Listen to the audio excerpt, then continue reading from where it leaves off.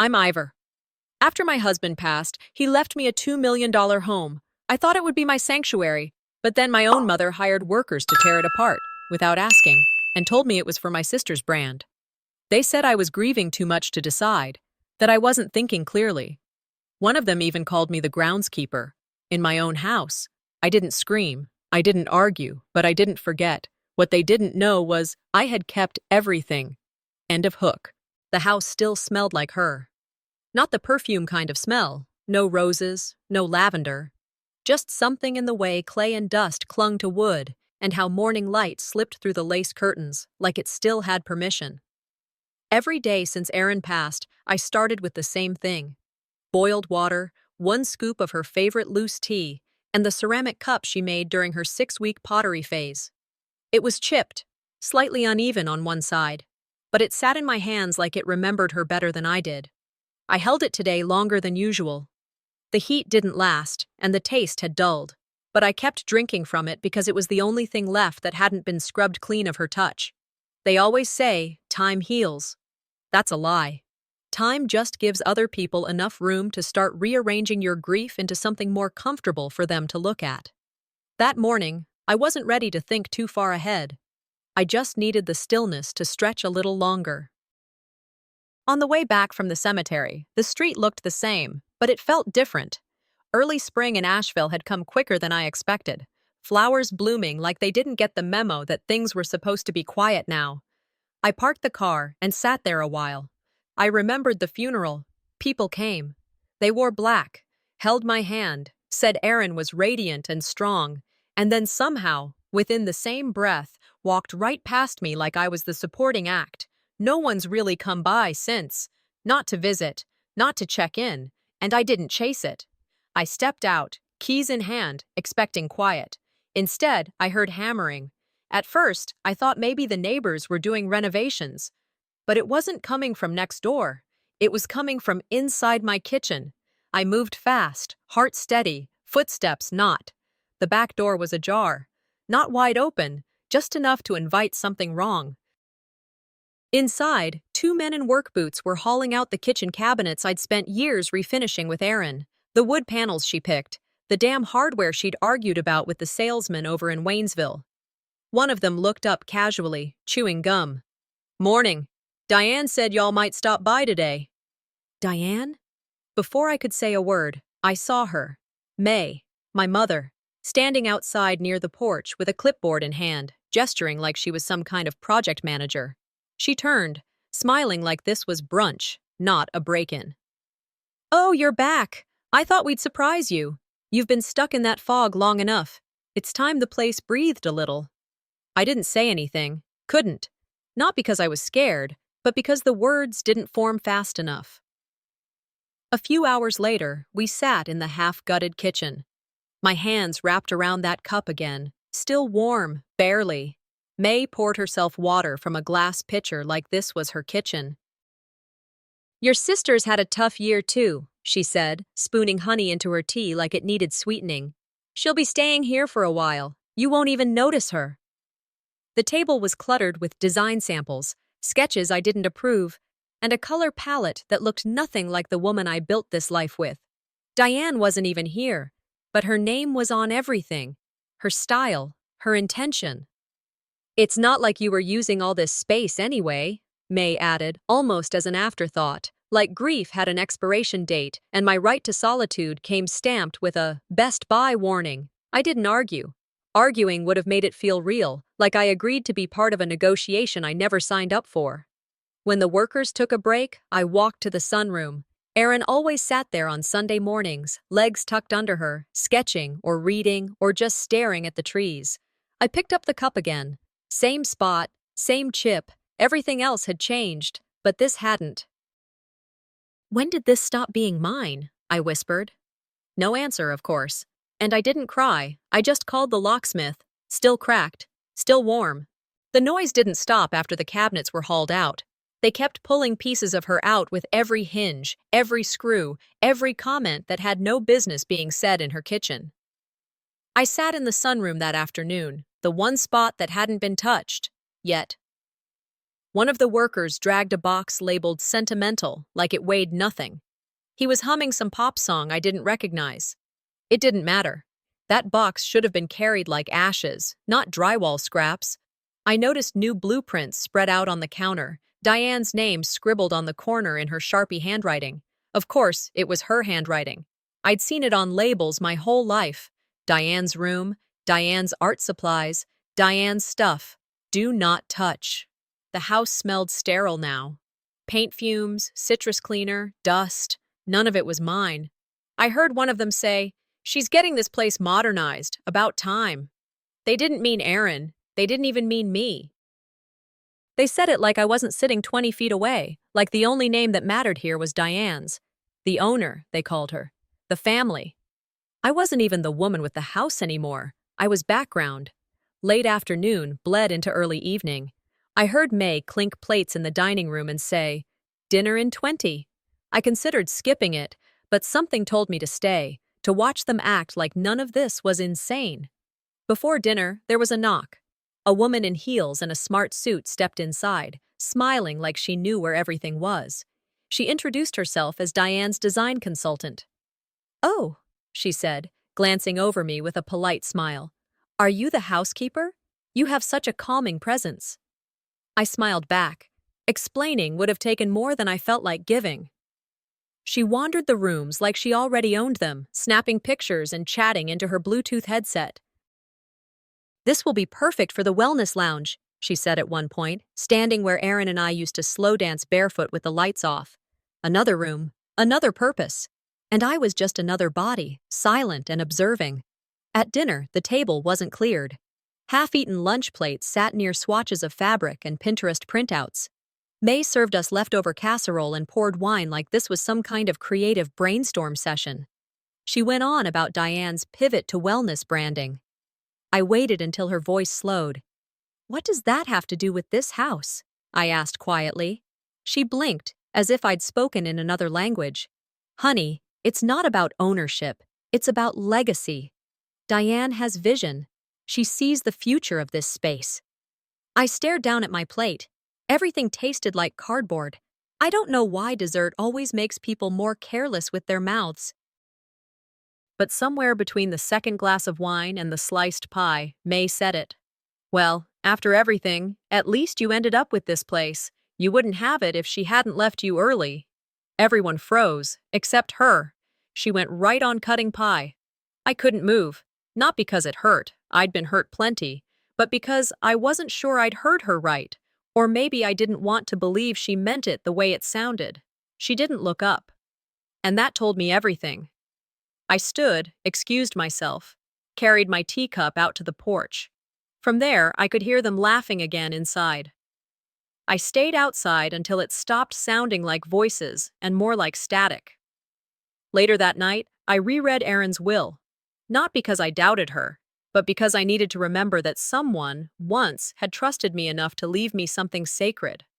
Morning brought silence. I walked into the kitchen like always, reached up to the shelf above the stove where I kept her cup. It wasn't there. I checked the dishwasher, the sink, the drying rack. Nothing. There was a box sitting near the garage door marked donations. Next to it was an old coat I hadn't worn in years, and a broken lamp I thought had already been thrown out. Inside the box, wrapped in newspaper like it was some fragile, useless thing, was the cup. Not broken, not chipped any further, just misplaced. I took it out, unwrapped it slowly. My hands didn't shake. I brought it back into the kitchen, rinsed it, dried it, and placed it behind the glass cabinet door where May had kept her mother's crystal glasses for decades. Not for drinking, just for reminding. Still cracked, still warm. The smell hit before my eyes even opened. It was sharp. Fresh paint, plaster dust, something citrusy trying too hard to cover up what used to be here. I got up slower than usual, every bone in my body aware that waking up meant facing another layer of what they'd taken. The hallway outside the bedroom was different. I knew it before I saw it. The air didn't feel like mine. I stepped toward the guest room, and the door stood wide open. Erin's deep green walls were gone. In their place, beige. Lifeless, bland, hotel beige. I didn't hear about this change. No one asked me. No note, no text, nothing.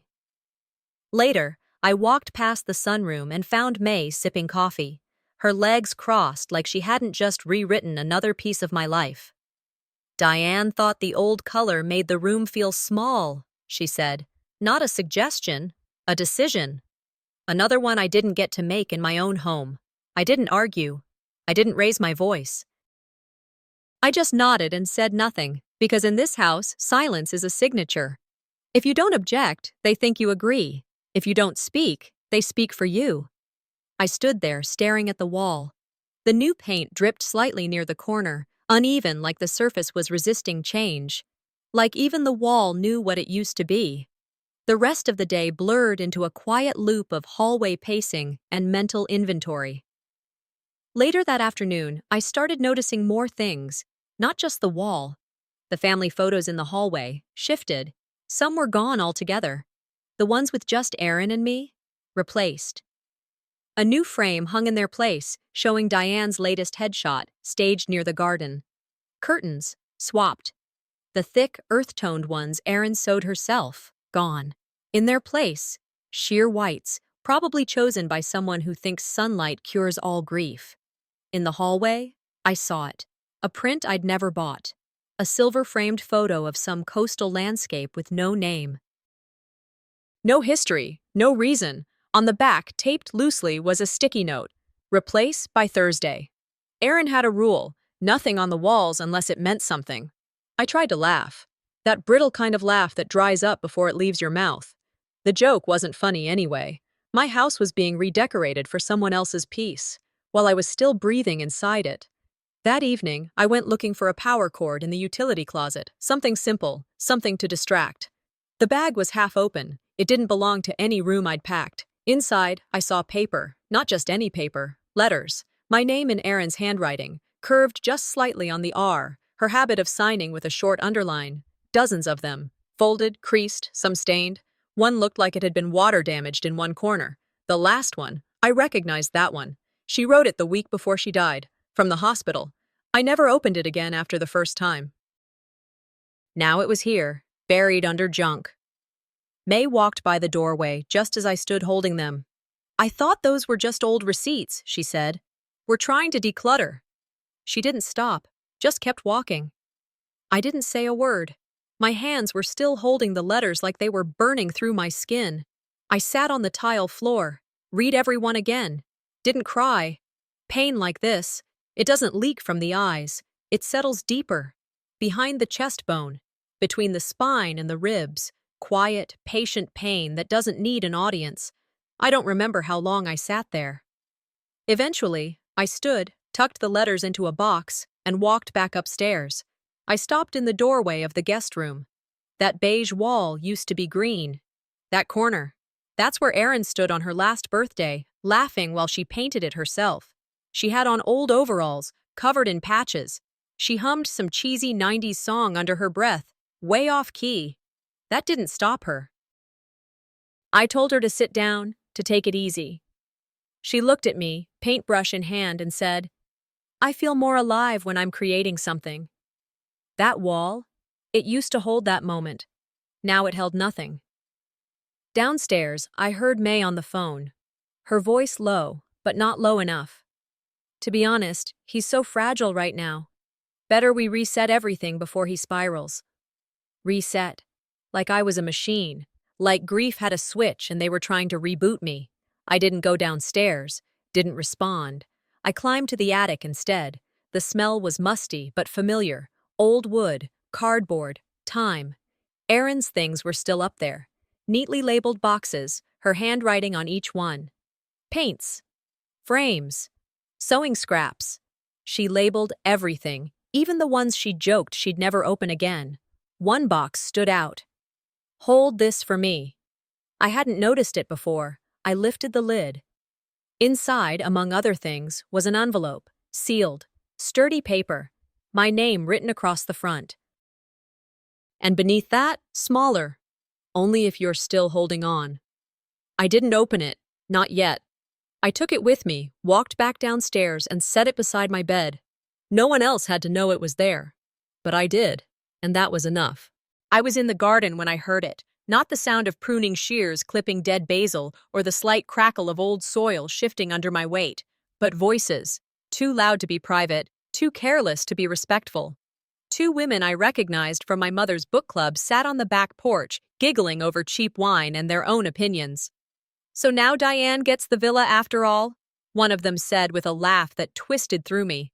"Took long enough. I always thought she was the rightful one," the other replied. I didn't move, just stood there with the shears in my hand, staring at the patch of rosemary Erin had planted herself. The same one she said would grow best near the west-facing fence. No one else knew that. No one else cared. To them, this place wasn't a home. It was real estate with a story they could rewrite. And I was just the loose thread they didn't bother to cut clean. My hand clenched tighter, not in fear, just a need to hold on to something that hadn't already been taken. May joined them shortly after, balancing her glass of wine like it was a trophy. She didn't correct them. She didn't hesitate. "Well," she said, in that voice she always used when softening a gut punch, "he's grieving, not thinking clearly. It's easier if we help him transition." Transition, like I was being moved into a different department, like I was a temporary occupant waiting for reassignment. I didn't wait to hear more. I left the herb scissors stuck in the dirt and walked back into the house. My legs moved on their own, but my chest felt like it was tightening with every step. That night, I pulled Erin's will out of the fireproof box. Read every line, every clause, every signature, still intact. But that didn't matter anymore, did it? The law isn't where they were coming for me. They were building something quieter, an alternate version of my reality. One where I was the fragile widower who needed guidance, one where Diane was the visionary, and May the compassionate steward.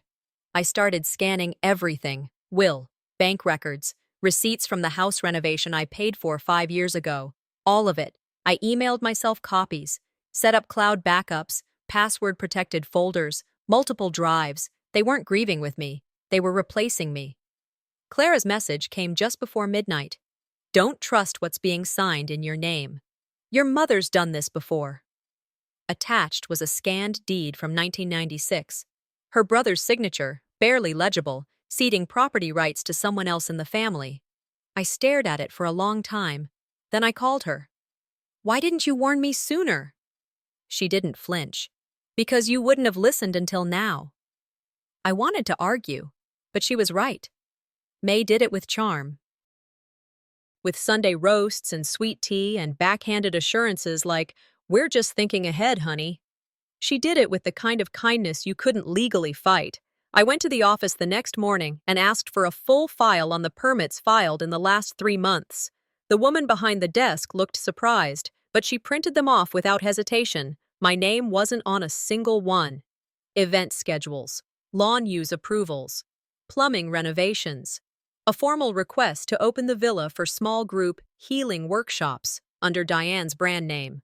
Then I found it, a copy of a power of attorney document, reactivated, allegedly with my consent, notarized, signed, filed. The notary? Someone May had known for years. I sat in my car in the parking lot, breathing through a rage I didn't want to let out all at once. I didn't yell. I didn't scream. Instead, I pulled out my notebook, the one I'd started keeping after Erin passed, and I wrote, "They're not stealing. They're replacing." And that felt worse. It meant they were doing it without shame, with confidence. They believed they were right. When I got home, I didn't walk inside immediately. I sat in the car, let the engine tick cool, let the silence remind me that I was the only one still mourning out loud. Inside, I moved methodically, ordered a fireproof safe, replaced passwords, froze one of the joint accounts I'd opened back when I still trusted my mother's voice more than my own instincts. I called a lawyer, not to sue, but to prepare. I started documenting everything, every change in the house, every object moved, every calendar event that mentioned my address, but not my name. This wasn't war, not yet. But it wasn't surrender either. That night, I sat in bed, legs pulled up, hands resting on that envelope, the one that had waited for me in the attic. "Only if you're still holding on." I didn't open it, but I didn't put it away either. I held it.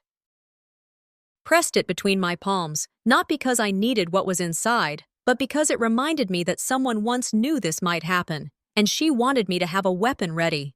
May wanted a Sunday dinner. Her words, not mine. Just something easy, no stress, family around the table like old times, she said, tossing it out like an invitation to a potluck. Not a dinner inside the house I was trying to protect from becoming someone else's showroom. I wasn't planning to go, but I showed up anyway. Not out of guilt. Curiosity, maybe. I wanted to see who'd come, how they'd carry themselves around me, what they'd say when they thought they were being polite. The table was cluttered with remnants of renovation, fabric swatches, a roll of wallpaper half-used, catalog printouts scattered among forks and salad tongs. I set the table without thinking. Nobody asked me to. Nobody stopped me either. That's how it happens. You keep doing the work, and one day people just assume it's your job. Diane showed up 15 minutes late with a bottle of red wine and a floral arrangement that looked like it was plucked from a catalog. She placed both on the counter like a hostess returning home. May clapped, smiled like they'd just pulled off a surprise party. Everyone else settled in like it was just another comfortable Sunday. Nothing odd about eating dinner in a house that wasn't really mine anymore. Before we sat down, I walked to the hallway cabinet. I had a mind to grab one of Erin's photo albums, something familiar to place on the coffee table, a small gesture, quiet resistance. The cabinet didn't open. I tried again, tugged a little harder. The handle didn't budge. A new lock, silver and clean, had been installed. I turned back to May. "What happened to the cabinet?" I asked, flat. She didn't even look up from the vegetables she was tossing. "Oh, that. I had it locked. Some of the old things were falling apart. I didn't want the kids getting into it." There were no kids in this house. I stared at her. She didn't blink. The lie was too easy. Practiced, like she'd used it before.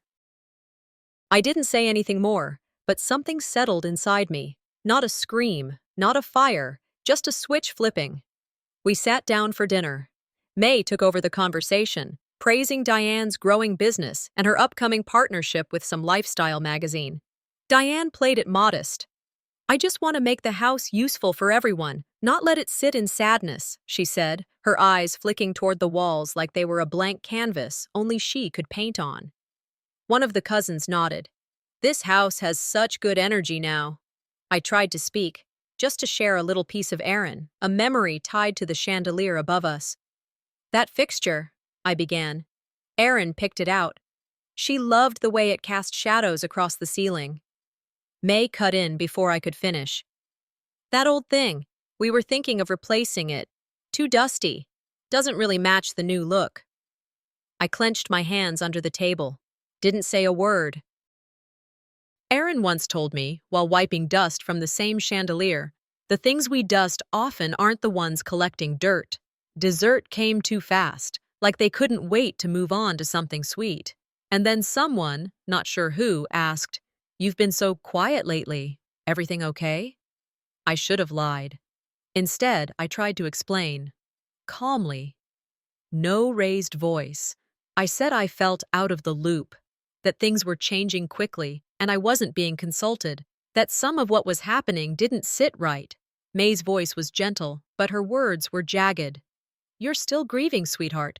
It's understandable, but maybe it's clouding your judgment," Diane added, all sympathy and soft tone. "You might benefit from some space, or even professional support. There's no shame in it." I looked around. Faces nodded, not in agreement with what I said, but with what they were hearing about me. I wasn't the one who'd been hurt anymore. I was the problem now. The unstable one. The liability. They left not long after. Light laughter, kisses on cheeks, promises to catch up soon. Like nothing had just been said that cracked me open beneath the surface. I cleaned up alone, washed the wine glasses, scraped plates, poured the leftover wine down the sink. I watched it swirl red into the drain like it meant something. Back in the hallway, I stood in front of the cabinet again. The lock still there, still gleaming. I didn't break it. I just sat down beside it. I leaned my back against the wall and stared at the floor. Because sometimes sitting in silence is louder than shouting. Sometimes stillness says, I see everything, clearer than any words. I picked up my phone, texted Clara. You were right. They haven't stopped. They've just gotten smarter. Her reply came a minute later. Now it's your turn to get smarter too. Monday morning started with paper and pen. Not a to-do list, not a grocery run. A list titled nothing, but it had its own weight. I wrote in bullet points, each one, a small theft. The photo albums locked away. The chair Aaron picked, replaced without asking. My name spoken less and less, like I was fading by design. I kept going. One word at the bottom, proof. I folded it neatly, slid it into my wallet, then grabbed my keys and headed to the city office. No breakfast, no small talk, just the kind of focused stillness that comes after too many ignored boundaries. The municipal building smelled like paper and toner. I told the clerk I needed copies of any renovation or ownership documents filed under my name or the property address in the past 30 days. She didn't blink, just printed off a stack of forms and handed them over. The top one was a renovation permit, approved, signed, my name, at the bottom, in a shaky version of my own handwriting. I didn't recognize it. There was an attachment, a letter giving Diane temporary authority to sign on my behalf. Notarized. I asked for the notary's name. She looked it up. Oh, that's Lucille. She plays bridge with my mom, I said, before she could respond. The clerk looked embarrassed. I wasn't. I thanked her, took the documents, and walked out like I was holding groceries. But something inside me had shifted, not cracked, clicked, like the mechanism of a lock turning from the inside. By the time I pulled into the driveway, the sun had lowered behind the trees. The house looked back at me like it didn't recognize who was pulling in. I stepped inside quietly, heard voices. In the living room, Diane stood in front of a group of well-dressed strangers. Her voice rose as she gestured toward the hallway. This will be the anchor suite, she said. Huge windows, private bath, garden view. My bedroom. Someone asked, when's it available? She smiled. Soon. We're just working out some family logistics. I didn't make a sound. I stood behind the corner wall and listened. Then I walked past them into the kitchen, poured a glass of water, drank it slowly. Nobody noticed. That night, I pulled the scanned documents from my bag, photographed everything, and emailed them to Clara and the attorney she connected me with. I didn't ask for a lawsuit. Not yet. I asked for options, quiet ones. I wasn't looking for a fight. I was setting the table for one, if it came. I went into the garage and opened Erin's old filing cabinet, the one nobody had touched in years. Inside, I found a manila folder labeled in her handwriting, in case they forget who you are. Inside it, copies of the deed, receipts, tax statements, letters from the contractor, every piece of documentation tied to the house and my name. She'd known. Even then, she knew they would try to smooth me out of the story. And she left me a map back in May. I picked up the phone and called May. No hello. I need you to hear this exactly as I say it, I began. From this point forward, you do not speak on my behalf. You do not sign anything in my name. You do not invite anyone into this house unless you're on the deed. Are we clear? She paused, then let out a breath. I'm just trying to hold this family together, she said, the voice of someone who'd already written their defense before hearing the accusation. If this is what together looks like, I said, I'd rather be alone. I didn't wait for a response. I ended the call. That night, I changed every lock on every door. It showed up in the mailbox like any other piece of junk, glossy, oversized, a little too proud of itself. But the envelope was thick, the kind meant for wedding invitations or fundraisers. I opened it with a butter knife at the kitchen counter, not because I was expecting anything, but because habit has a way of pretending life is still normal. Inside, private celebration of legacy, an evening of thanks, hosted by Diane Hackman. There it was, her name, big, bold, centered. Mine wasn't anywhere, not as co-host, not as honoree, not even as ingratitude. Clara texted me the digital version 10 minutes later, just in case. Same omission. I stared at the venue name, a renovated art gallery downtown. Aaron had once tried to rent it for a memorial show. Got denied. Budget, politics, timing. Diane's on the board now. Funny how things work out. I stood there for a while, invitation in hand, staring at it like it might change if I looked hard enough. Then I walked upstairs, opened the drawer where I'd tucked the envelope from the attic. Aaron's handwriting stared back. "Only if you're still holding on."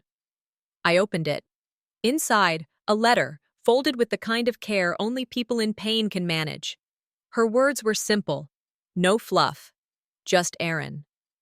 If they ever try to reduce you to wallpaper in your own life, remember who helped you paint these walls. Attached. A few old photos, hand-drawn sketches of the villa's original layout. Initials etched beside every decision.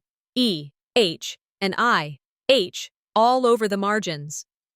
"You don't need to scream to be heard," she wrote near the bottom. "But when it's time, don't whisper either." I folded the letter back with steady hands. That was the moment I stopped preparing, started executing.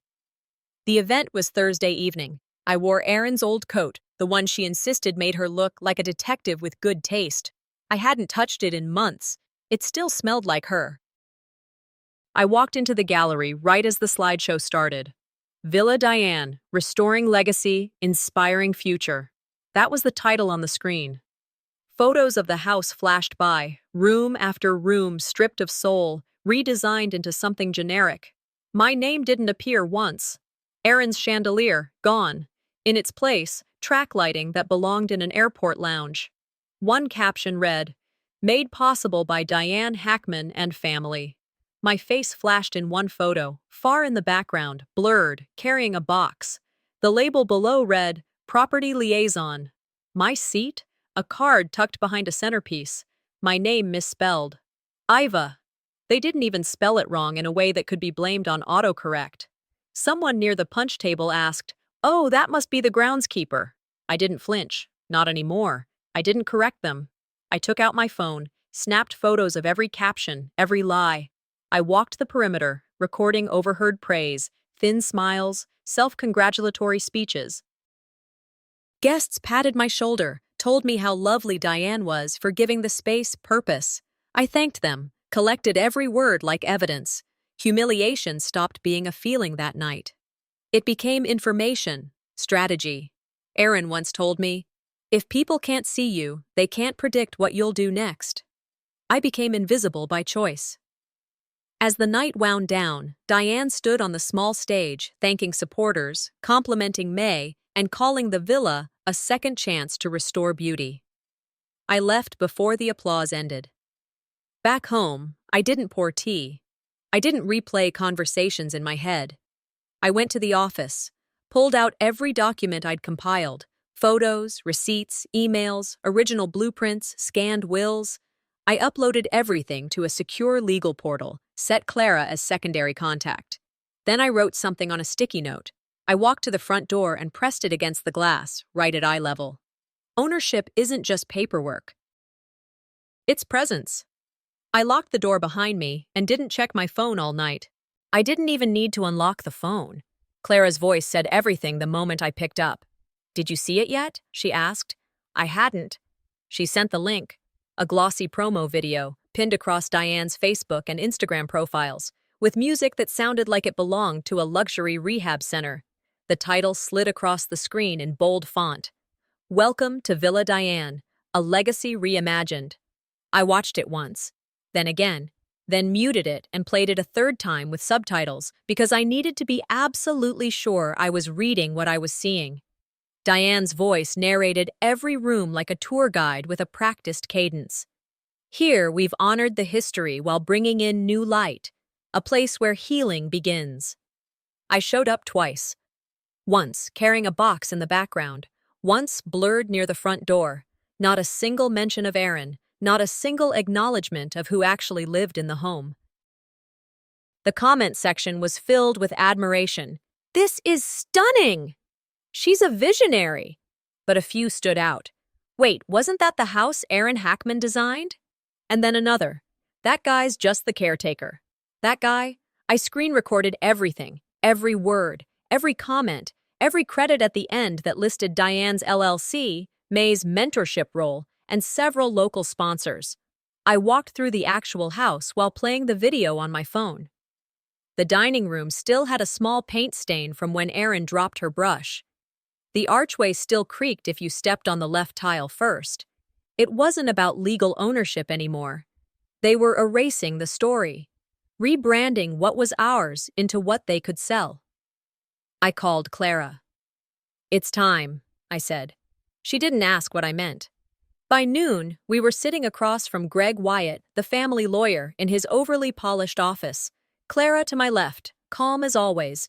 Me, with a folder so thick it barely fit into my bag. Greg scanned the top page, chuckling to himself like this was a clerical mix-up. "This is about the Diane transfer, right?" I didn't blink. "What transfer?" His mouth twitched. His lips parted like they were buying time for his brain. "Oh, I must have confused the filings. Sorry." He wasn't sorry. He was caught. I pulled out the notarized document revoking Diane and May's power of attorney, slid it across the table like a poker chip. "Effective immediately," I said. His hands shook slightly as he took it. We stood. Clara adjusted her coat like we were leaving brunch. I didn't say goodbye. Back at the villa, late afternoon sun stretched across the garden. Diane was waiting. She leaned against the arbor, like this was just another photo shoot for her branding. "We should talk," she said. "We are," I replied. I told her everything. Revoked documents, legal audits underway, lawyer admissions. She smiled through it, just enough to cover the twitch in her jaw. "You don't want to make this ugly." "You already did." She stepped closer, changed tone. "Mom's blood pressure's been high. She's barely sleeping. This stress, you could be the one who tips her over." There it was. Not a plea. A threat dressed in concern. I didn't flinch. I pulled from my coat a printout. Erin's original sketch of the house. The layout, the notes, her handwriting clear and precise. At the bottom, in faded ink, it read, "Ivor builds. Protect what he built." I handed it to her. She took it, but didn't look down. That was the moment I knew I'd already won. Not the house, not the paperwork, the silence, the space, the fact that she didn't know what I'd do next. That night, I sat at the dining room table. The chandelier above still flickered softly, Erin's favorite part of the room. It had survived everything. I reread the list I started back in chapter 6. They did. I checked off 3 more lines. Then I made tea, same cracked cup. Same slow pour. The video was still up, but now, under the caption, it read, "Legal review in process, statement forthcoming." I didn't have to scream. I didn't even need to speak. I just had to be seen. The house had been still for days. No new voices, no rearranged furniture, no updates, just quiet. I walked through it like it was the first time again, opening doors like I didn't already know what was behind them. The creaky stair still creaked. Erin always meant to fix it, but decided it added character. The tiles in the kitchen, hers, the chipped cup, the cabinet handles, the green accent wall, still there, still untouched since Diane's last failed rebranding attempt. But something had changed. The air, the weight of it. It no longer felt like I was walking through a memory I wasn't invited to live in.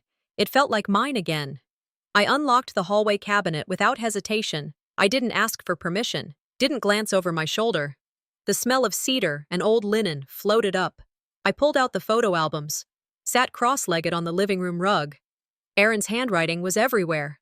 Notes in the margins, names under pictures. She'd labeled me, "His laugh looks tired here," in one. I laughed for real this time, small, but real. I wasn't grieving, not anymore. I was remembering. Later, I passed by the shelf in the living room and saw a frame I didn't recognize. Someone had added it. Recently, it was a family portrait, one of those overly lit, clearly posed studio jobs. Diane, May, and a digitally added version of Erin smiling next to them. Tilted head, soft focus, cropped shoulders. She hated posed pictures, said they felt like you were lying with your face. She'd rather a blurry candid than anything that made her hold still. This wasn't a tribute. It was another rewrite, another quiet attempt to fold her into their version of the story. I pulled the frame down and replaced it with one Erin had taken herself, us from behind, holding hands in the garden, no smiling, no center framing, just light and shadow and movement, real. That was the last change I allowed. Mid-afternoon, I drove to the cemetery. Overcast sky, the kind that felt like rain but held back. Erin's grave was clean. Someone had left fresh flowers, probably Clara. I sat beside the stone, didn't cry, didn't rehearse anything. I just told her what had happened, what they tried, what they didn't get to finish. I told her about the sketch I handed Diane, the one she signed years ago without knowing how much it would matter. Then I read aloud her words from that final letter. You don't need to scream to be heard. I took out the small ceramic replica of the teacup, the one I'd had made, glazed cracked just like the original. I placed it gently at the base of the stone. No words. It wasn't goodbye. I just wasn't frozen anymore. I stood up, walked back to the car with the kind of posture that comes when you're done carrying what wasn't yours to carry. The next day, my phone buzzed. Diane. I didn't answer. A minute later, a message. We never meant to hurt you. I replied, then you should have asked what hurt looked like to me. 2 hours later, May's message came in. Long. Paragraphs. I read it, then deleted it. No anger. Just no more interest in preserving something that was built on control and guilt. Clara sent one line. You did it. Quietly. And all the way through. I snapped a photo of the porch at sunset. Sent it back. Still standing, like me. The following week, I opened the guest room. Not for family, for something new. I'd agreed to host grief support circles. Small, quiet gatherings once a month. A safe space. Erin would have loved the idea. She believed in truth, said softly. I painted one wall forest green. On it, I hung a simple canvas that read, Held, not owned. This wasn't a victory lap. This was pacing differently, not moving on, just finally moving.